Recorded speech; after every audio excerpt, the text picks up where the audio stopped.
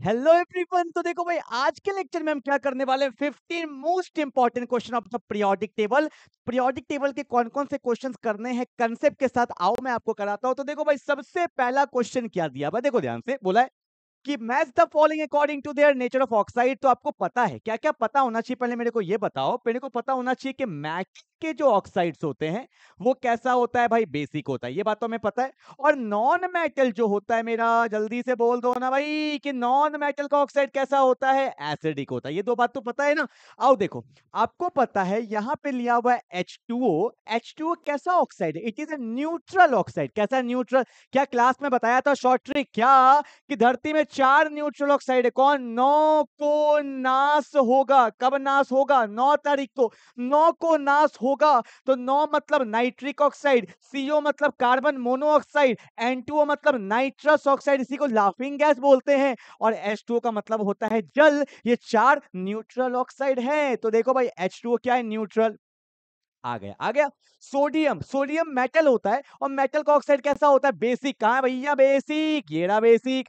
ZNO ये होता है एम्फोटेरिक ऑक्साइड। आपको एम्फोटेरिक का एक शॉर्टकट मैंने बताया था ना। तो जिंक ऑक्साइड जो होता है ये एम्फोटेरिक होता है। एम्फोटेरिक का मतलब वक्त आने पे बन जाएगा एसिड, वक्त आने पे बन जाएगा बेसिक, मतलब बोथ प्रॉपर्टी है, दोनों प्रॉपर्टी है। इसको बोलते हैं क्या, एम्फोटेरिक। तो कहां है भाई, ये रहा एम्फोटेरिक।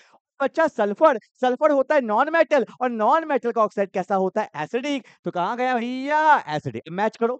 ए का 4 कहां है, ए का 4, ए का 4 यहाँ है, ए का 4 यहाँ है, तो ये और ये कट गया ना। अगला क्या भैया मेरा, कहा गया बी का, बी का 1, यहाँ भी बी का 1, यहाँ भी बी का 1, ठीक है। सी का 2, सी का 3 है, सी का 2, ऑप्शन क्या हो जाएगा, सी। क्लियर है क्या। तो इस तरह से क्वेश्चन को करते हुए चलना है। तो मूव करते हैं क्वेश्चन नंबर 2 पे।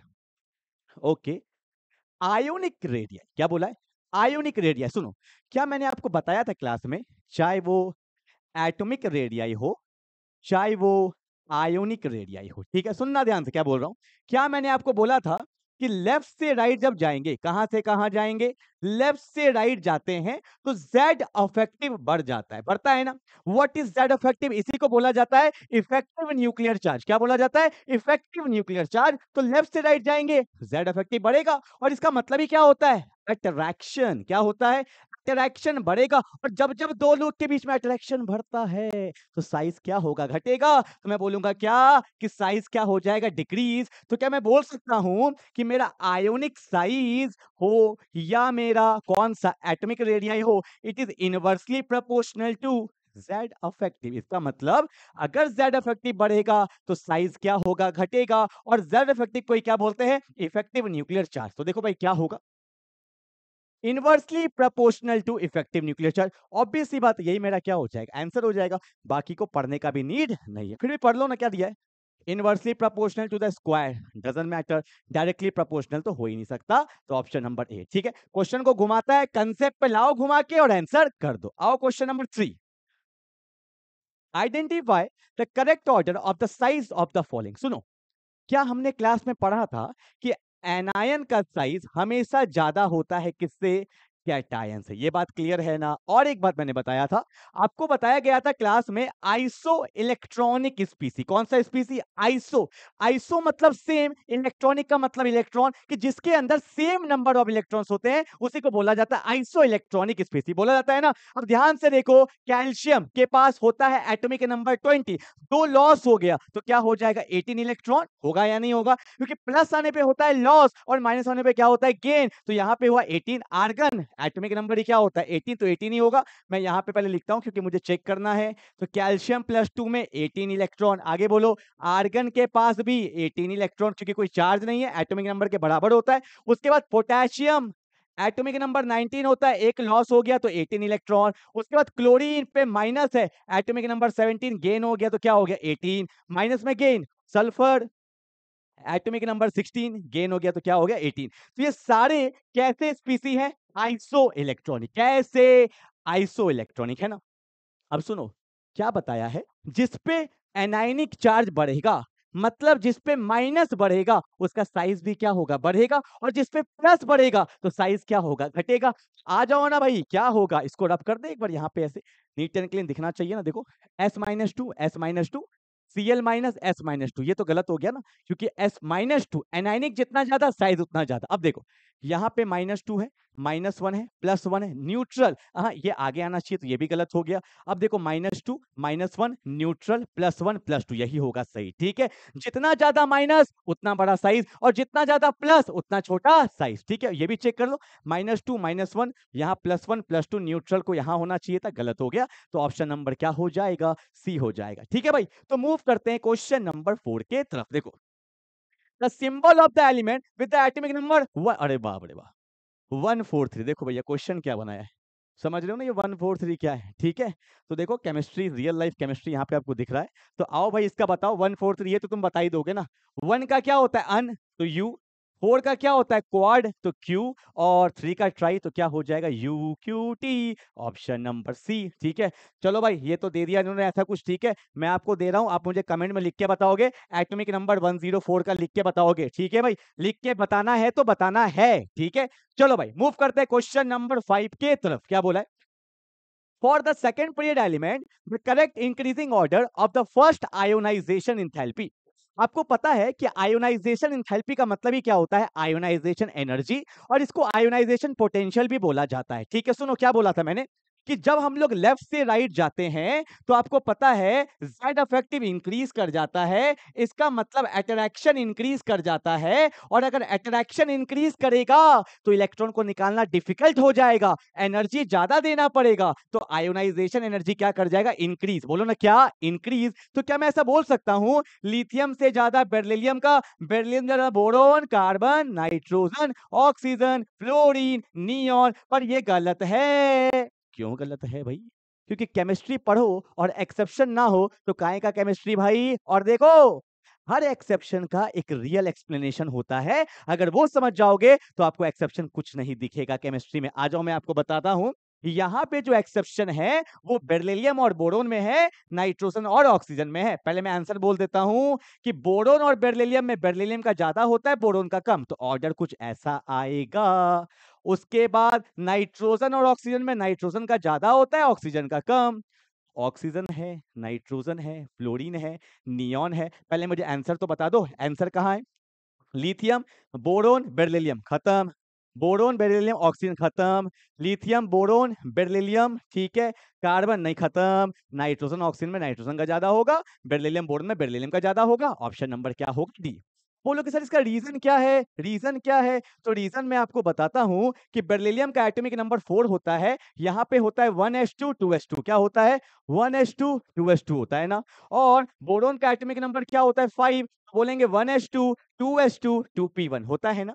ध्यान से देखो इसका ऑर्बिटल पूरा क्या है, कंप्लीटली फिल्ड है, और यहाँ पे 2p1 है, p में से एक इलेक्ट्रॉन आसानी से निकल जाएगा और बेरिलियम में नहीं निकलेगा। क्यों, क्यों, क्योंकि ये भैया हमारा कंप्लीटली फिल्ड है ना, तो इलेक्ट्रॉन निकालने में ज्यादा एनर्जी लगेगा, तो ज्यादा एनर्जी लगेगा तो बेरिलियम का एनर्जी क्या होगा, ज्यादा, और बोरोन में क्या लगेगा, कम, ठीक है भाई। इससे तो आसानी से निकल जाएगा ना, क्यों, पी पे 1 है, ठीक है। कब नहीं निकलता, जब पी पे 3 होता, हाफ फिल्ड हो जाता है, ठीक है।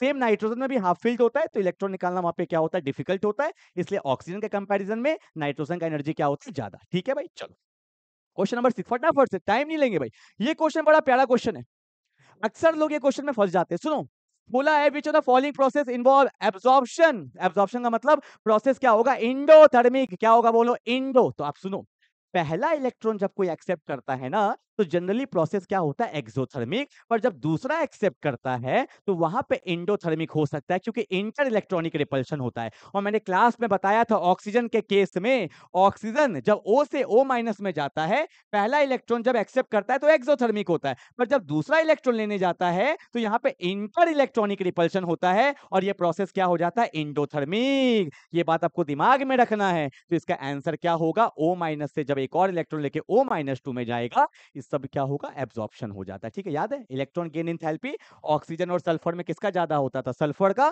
क्योंकि यहाँ पे इंटर इलेक्ट्रॉनिक रिपल्शन हो जाता था, एनर्जी एब्जॉर्ब हो जाता था, इसी वजह से। क्लियर है भाई, जल्दी से उतारेंगे फटाफट से।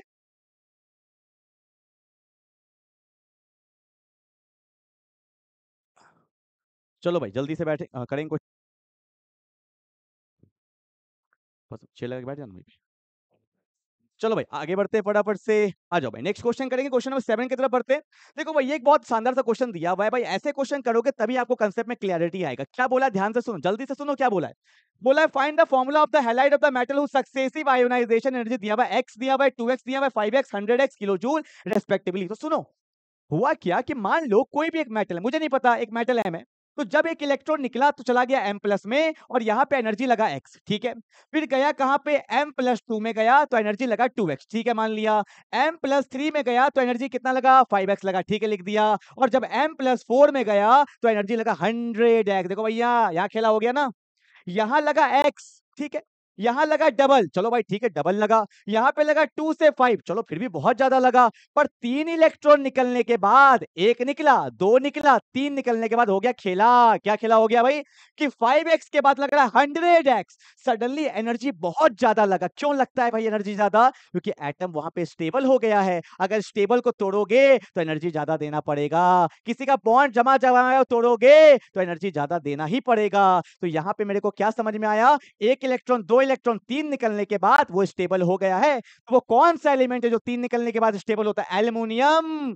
पढ़े थे ना 2,8,3, अगर 3 इलेक्ट्रॉन निकल जाएगा तो वो क्या हो जाएगा? स्टेबल हो जाएगा। तो मेरा मेटल कौन से फैमिली का है? एल्युमिनियम का। मतलब एल्युमिनियम नहीं, मतलब एल्युमिनियम फैमिली का है, तो मैं एल्युमिनियम ले लेता हूं, ठीक है। तो अब मेरे को पता चला एल्युमिनियम पे चार्ज होगा +3 और हेलोजन, कोई भी हेलोजन हो उस पे चार्ज क्या होता है? -1। तो फॉर्मूला क्या बनेगा? इसको 3 से, इसको 1 से मल्टीप्लाई कर देंगे तो मेरे पास क्या बन जाएगा? AlX3 बन जाएगा। बोलो हाँ या ना। और एल्युमिनियम क्या है? एक मेटल है, तो फॉर्मूला बन जाएगा MX3। कहाँ है MX3? ऑप्शन नंबर सी, ठीक है। तो इस तरह से क्वेश्चन को डील करोगे। यहाँ पे एल्युमिनियम की जगह बोरोन भी हो सकता है, पर मैंने एल्युमिनियम ले लिया क्योंकि मुंह पे होता है इसका एटॉमिक नंबर, ठीक है भाई। चलो फिर कुछ लोग को डाउट आएगा सर एक्स पे माइनस ये क्या है? अरे भाई हेलोजन है, फ्लोरीन, क्लोरीन, ब्रोमीन, आयोडीन, ये सब पे चार्ज हमेशा क्या होता है? -1। तो यहाँ +3, यहाँ -1, चार्ज को बैलेंस कैसे करते हैं? क्रॉस मल्टीप्लाई करके करते हैं, ठीक है। ये इतना बेसिक हमें पता होता है, फिर भी मैंने आपको बता दिया। चलो मूव करते हैं, फटाफट से करो। क्वेश्चन नंबर 8 में आ चुके हैं। क्या बोला question number 8? The electronic configuration for the various element given below. क्या है? 1s2 2s2 2p5 5 4 9 कौन होता है? फ्लोरीन लिख दो। फिर क्या है? 6 4 10 11 11 सोडियम लिख दो। यहाँ पे क्या है? 12 Mg लिख दो। उसके बाद कौन है? 6 4 10 नियॉन लिख दिया। लिख दिया, पहले लिख लो। उसके बाद देखो क्वेश्चन क्या बोला है। बोला है from the above configuration correct order of ionisation energy. बार बार सेम टाइप का क्वेश्चन इसलिए आ रहा है क्योंकि ये टॉपिक वेरी वेरी इंपॉर्टेंट है। किस रूप में क्वेश्चन आएगा आपको नहीं पता, इसलिए मैंने सारे टाइप के क्वेश्चन आपको करवा रहा हूं, ठीक है। देखो अब आपको पता है, पहले अरेंज करो। यहाँ पे क्या है? फ्लोरीन है, फ्लोरीन के बगल में नियॉन होता है, ठीक है। और यहाँ पे कहीं सोडियम होता है और सोडियम के बगल में मैग्नीशियम होता है ना। ये सेकंड पीरियड है और ये कौन सा पीरियड का एलिमेंट है? Third period. क्या मैंने बताया था आपको कि लेफ्ट से राइट जाते हैं जेड इफेक्टिव बढ़ता है, अट्रैक्शन बढ़ेगा तो आयोनाइजेशन एनर्जी भी इंक्रीज कर जाएगा। और नियॉन का क्या होगा? सबसे ज्यादा होना भी तो चाहिए यार, इनर्ट गैस है, स्टेबल है, टूटेगा ही नहीं। तो अगर तोड़ोगे तो एनर्जी सबसे ज्यादा लगेगा। तो वही बोला है क्या? अच्छा, correct order of their ionisation energy, तो सबसे ज्यादा होगा नियॉन का। यही नियॉन है ना। सबसे ज्यादा डी कहाँ है? ये कट गया, ये कट गया, डी सबसे ज्यादा है, मतलब ए और बी में कोई होगा, ठीक है भाई।